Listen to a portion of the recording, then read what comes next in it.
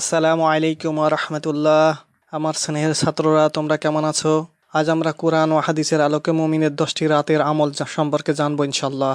যখন পৃথিবী থমকে যায়, সবাই গভীর ঘুমে মগ্ন থাকে, ঠিক তখনই শুরু হয় একজন প্রকৃত মুমিনের আসল সফরের সময়। আল্লাহর প্রিয় বান্দারা রাতের এই নীরবতাকে সাধারণ ঘুমে কাটিয়ে দেয় না, বরং তারা একে সাজিয়ে দেন মহান রবের সাথে একান্ত আলাপে। তোমরা কি জানো, রাসূলুল্লাহ সাল্লাল্লাহু আলাইহি ওয়াসাল্লাম এবং সাহাবায়ে কেরাম রাতের বেলা এমন কিছু আমল করতেন যা তাদের দুনিয়া ও আখিরাতের সব দুশ্চিন্তা দূর করে দিত, যা আমাদের জীবনকে আমূল বদলে দিতে পারে। তো চলো এই বরকতময় আমলগুলো জেনে নেই। তোমরা একে একে 10টি আমল বর্ণনা করবে, আর প্রথম আমল বর্ণনা করবে আমাদের সবার প্রিয় আব্দুল্লাহ। অজু করে ঘুমানো। ঘুমানোর আগে অজু করা সুন্নত। সহিহ বুখারী ও মুসলিমে বর্ণিত হয়েছে, রাসূল সাল্লাল্লাহু আলাইহি ওয়াসাল্লাম বলেছেন, যখন তুমি বিছানায় যেতে চাও তখন নামাজের অজুর মতো অজু করো। খুবই সুন্দর আমল। তো দ্বিতীয় আমল বর্ণনা করবে আমাদের সবার প্রিয় ওসমান বিন হাদি। বিছানা ঝেড়ে নেওয়া। বিছানায় কোনো ক্ষতিকারক পোকামাকড় আছে কিনা তা নিশ্চিত করতে বিছানা ঝেড়ে নেওয়া উচিত। সহিহ বুখারী ও মুসলিমে বর্ণিত হয়েছে, রাসূল সাল্লাল্লাহু আলাইহি ওয়াসাল্লাম বলেছেন, তোমাদের কেউ যখন বিছানায় যেতে চায় সে যেন তার পরনের কাপড়ের আঁচল দিয়ে বিছানাটা ঝেড়ে নেয়। চমৎকার উপকারী আমল। এবার তৃতীয় আমল বর্ণনা করবে আমাদের আমির হামজা। ফালাক ও নাস পরে ফু দেওয়া। সহিহ বুখারীতে বর্ণিত হয়েছে, মহানবী সাল্লাল্লাহু আলাইহি ওয়াসাল্লাম বলেছেন, প্রতি রাতে যখন বিছানায় যেতেন তখন দুই হাতের তালু একত্রে মিলাতেন, তারপর তাতে সূরা ইখলাস, সূরা ফালাক ও সূরা নাস পরে ফু দিতেন এবং দুই হাত দিয়ে শরীরের যতটুকু সম্ভব মুছে নিতেন। এটি তিনি 3 বার করতেন। আমরা আরও একটি সুন্দর আমল শুনলাম। এবার চতুর্থ আমল বর্ণনা করবে জাবের। আয়াতুল কুরসি পাঠ করা। সহিহ বুখারীতে বর্ণিত হয়েছে যে, রাতে ঘুমানোর আগে আয়াতুল কুরসি পাঠ করলে আল্লাহ তাআলার পক্ষ থেকে একজন ফেরেশতা নিযুক্ত করা হয় এবং সকাল পর্যন্ত শয়তান কাছে আসতে পারে না। আমরা আরও একটি খুবই গুরুত্বপূর্ণ আমল শুনলাম। এবার পঞ্চম আমল বর্ণনা করবে আমাদের আবু হুরায়রা। সূরা বাকারার শেষ 2 আয়াত পাঠ করা। সহিহ বুখারী ও মুসলিমে বর্ণিত হয়েছে, শেষ নবী মুহাম্মদ সাল্লাল্লাহু আলাইহি ওয়াসাল্লাম বলেছেন, যে ব্যক্তি রাতে সূরা বাকারা শেষ 2 আয়াত পাঠ করবে তা তার জন্য যথেষ্ট হবে। আমরা আরও একটি চমৎকার আমল শুনলাম। এবার ষষ্ঠ আমল বর্ণনা করবে জোবায়ের।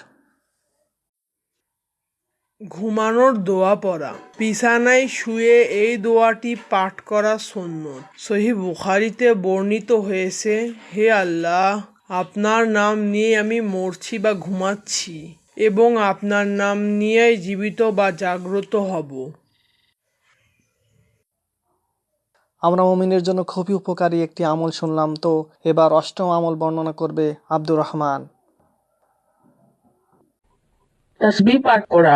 সহিহ বুখারী ও মুসলিমতে বর্ণিত হয়েছে, রাসূলুল্লাহ সাল্লাল্লাহু আলাইহি ওয়াসাল্লাম হযরত আলী রাদিয়াল্লাহু তাআলা আনহু ও ফাতেমা রাদিয়াল্লাহু তাআলা আনহাকে বলেছিলেন, ঘুমানোর আগে 33 বার সুবহানাল্লাহ, 33 বার আলহামদুলিল্লাহ এবং 34 বার আল্লাহু আকবার পড়তে। এটি সারাদিনের ক্লান্তি দূর করতে সাহায্য করে।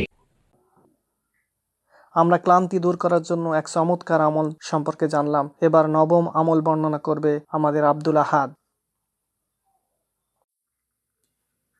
সূরা মুলক তিলাওয়াত করা। তিরমিজি ও মুসনাদে আহমদে বর্ণিত হয়েছে, আমাদের প্রিয় নবী হযরত মুহাম্মদ সাল্লাল্লাহু আলাইহি ওয়াসাল্লাম সূরা মুলক তিলাওয়াত না করে ঘুমানোর জন্য বিছানায় যেতেন না। এই সূরা কবরের আযাব থেকে মুক্তি দেয়। এবার সবার সর্বশেষ আমল, দশম আমল বর্ণনা করবে আব্দুল হারেস। সহিহ মুসলিমে বর্ণিত হয়েছে, রাসূলুল্লাহ সাল্লাল্লাহু আলাইহি ওয়াসাল্লাম বলেছেন, যে ব্যক্তি এশার ও ফজরের সালাত জামাতের সাথে পড়ল সে সারা রাত ধরে সালাত পড়ার সওয়াব পেল, এবং যদি তারা এশা ও ফজরের সালাতের মধ্যে কি আছে তা জানতে পারত তাহলে হামাগুড়ি দিয়ে হলেও এ দুটি সালাতের জামাতে শামিল হতো। প্রিয় ছাত্রবিন্দু, আজকের ক্লাসে যে 10টি আমলের কথা আমরা শুনলাম, এগুলো কেবল তথ্যের জন্য নয়, বরং এগুলো হলো জান্নাতের পথে আমাদের পাথেও। রাতের এই ইবাদতগুলো আমাদের অন্তরে প্রশান্তি আনে এবং চেহারায় নূর দান করে। হয়তো আমরা এক রাতেই 10টি আমল শুরু করতে পারবো না, কিন্তু অন্তত 1টি বা 2টি আমল দিয়ে তো শুরু করা যায়। আজ থেকেই কি আমরা শোয়ার আগে সূরা মুলক তিলাওয়াত বা অন্তত 2 রাকাত তাহাজ্জুদের নিয়ত করতে পারি না? মনে রাখবা, সহিহ বুখারীতে বর্ণনা এসেছে যে রাতের শেষ তৃতীয়াংশে আল্লাহ তাআলা দুনিয়ার আকাশে নেমে আসেন এবং ডাকতে থাকেন, কে আসো আমার কাছে ক্ষমা চাইবে, আমি তাকে ক্ষমা করে দেব। এই সুযোগ কি আমরা হাতছাড়া করব? কখনো না। আল্লাহ তাআলা আমাদের সবাইকে রাতের এই বরকতময় আমলগুলো করার তৌফিক দান করুন এবং আমাদের ইবাদত কবুল করুন। আমিন।